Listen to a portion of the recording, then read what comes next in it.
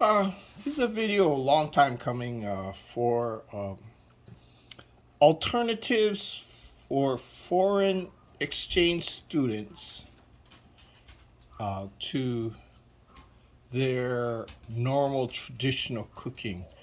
Um, there's when I've had students here, of course, there's the basic restrictions, food dietary restrictions, but they wanted to experience the American traditional foods without violating their restrictions. Classic example, pizza. So, pepperoni made with turkey. I even heard there's some made with chicken. So this is not necessarily kosher, but it's what do you call it? It's doesn't have any meat other than the turkey.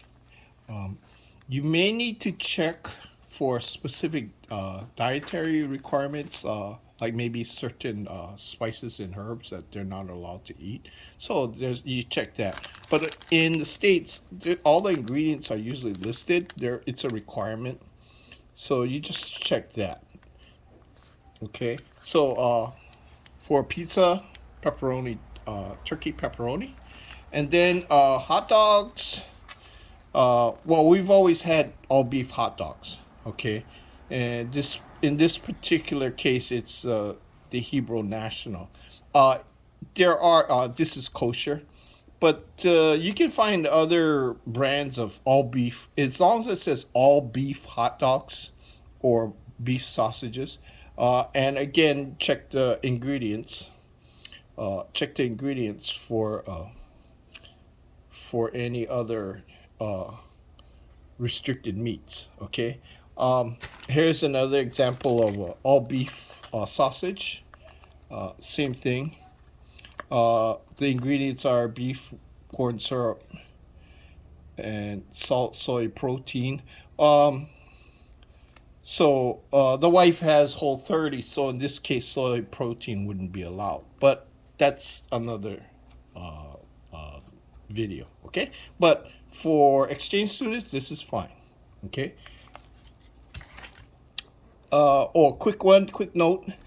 Um, a lot of countries, especially the girls, they know how to cook, but they cook it in the traditional way. So, uh, quite a few dishes, like here in Hawaii, one of our cultural dishes is Portuguese bean soup, which takes hours, if not days, to cook.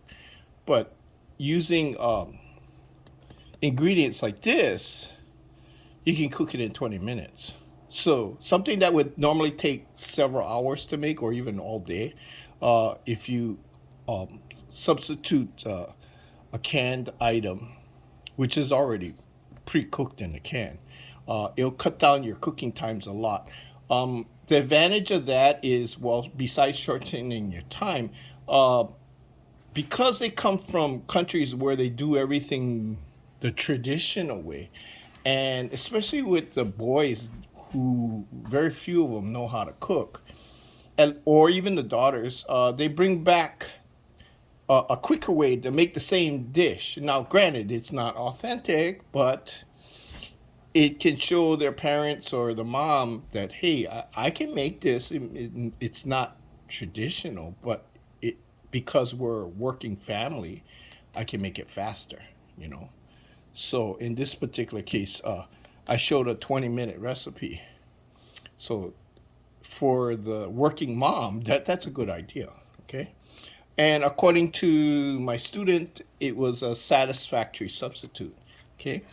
Another thing that we came across is, and we didn't know this, I didn't know this, the traditional pork and beans. I didn't know that there was actually a all beef or beef or non. Technically, it's a non-meat version, so there's no meat products in here. Okay.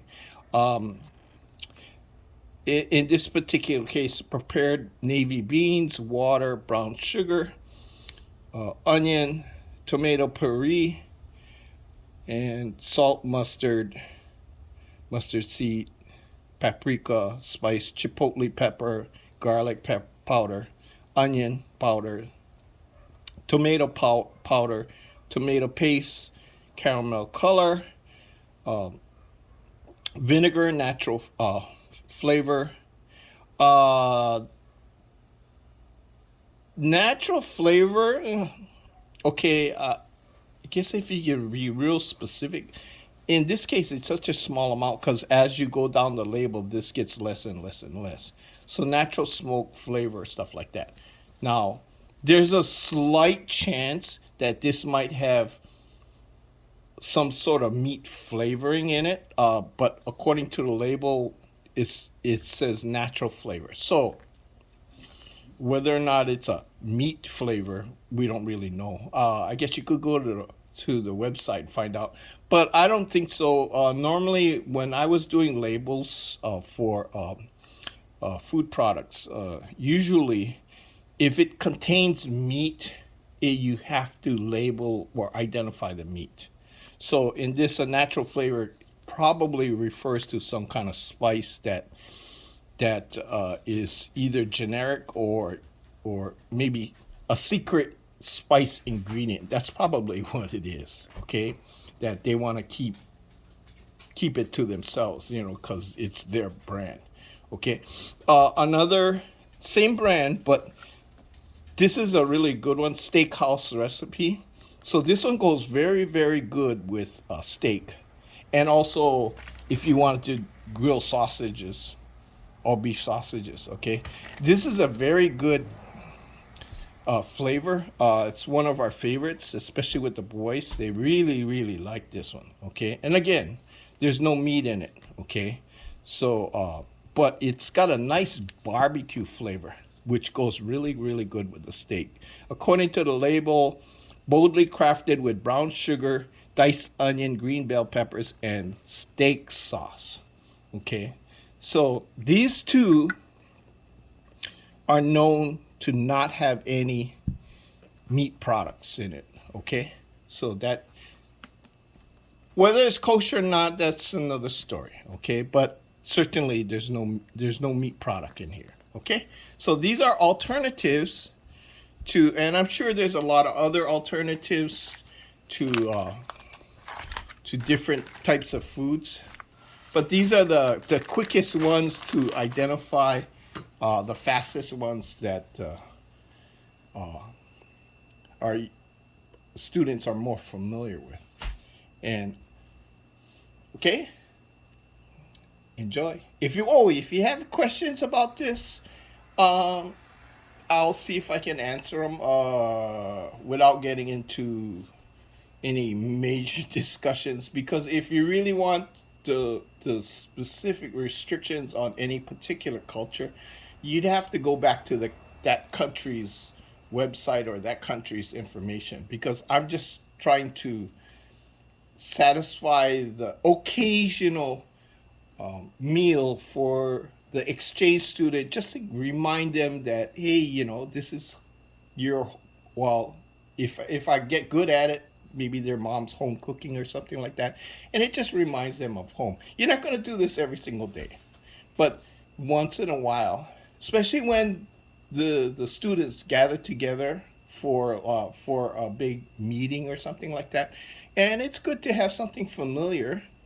especially if it's common to all the countries they're from. Okay, so if you have any questions, I have other recipes that I've worked on.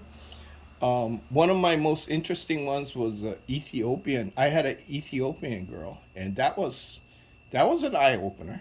Anyway, ask any other questions, and I'll see what I can do. Okay, aloha.